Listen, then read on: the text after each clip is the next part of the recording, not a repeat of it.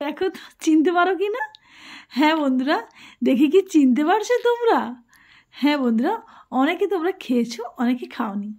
তো আমি এটা নতুন ধরনের একটা রেসিপি করলাম, ট্রাই করে দেখো, সত্যিই ভালো লাগবে খেতে। এই দেখো, কি বলো তো এটা? দেখে নিশ্চয়ই চিনতে পারছো। অনেকেই চিনতে পারছো, অনেকে বুঝতে পারছো না কি এটা। বলো বলো বলো বলো, এটা কি? এটা হচ্ছে পুরুল। হ্যাঁ, এটা হচ্ছে মিষ্টি পুরুল।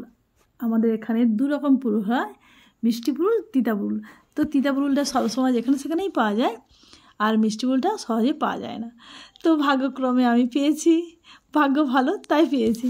তো পুরো ভালো করে ধুয়ে নিয়ে কেটে নিচ্ছি। তো বন্ধুরা, সত্যি বলছি, এত সুন্দর রেসিপি একবার বানিয়ে খান, খেলেই বুঝতে পারবেন যে হ্যাঁ, কী খেলাম। তো সুন্দর করে ধুয়ে নিয়ে এই যে দুফালা করে কেটে নিয়েছি। এর মধ্যে কি দিচ্ছি বলুন তো? স্বাদ মতো লবণ দিলাম, দিলাম একটু লঙ্কা গুঁড়ো,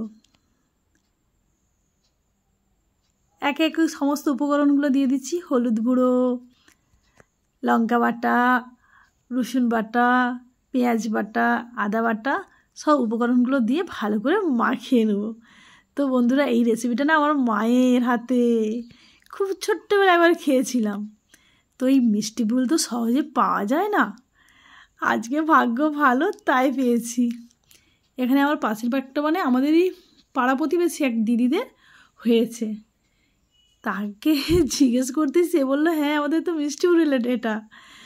তো বললাম তাহলে আমায় দিও, আমিও খাবো। তো ভালো করে মশলাগুলো মাখিয়ে নেওয়ার পর কর্নফ্লাওয়ার দিয়ে ভালো করে মাখিয়ে নিচ্ছি। তো উল্টে পাল্টে ভালো করে কেমন লাগিয়ে নিয়েছি, দেখো দেখো।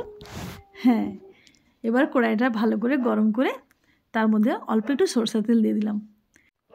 তেলটা গরম হয়ে আসার পর ভালো করে কড়ার চারপাশে ঘুরিয়ে নিয়ে একে একে সবগুলো ভেজে নিচ্ছি। তো মিডিয়াম ফ্লেমে সুন্দর করে ভেজে নেব উল্টে পাল্টে।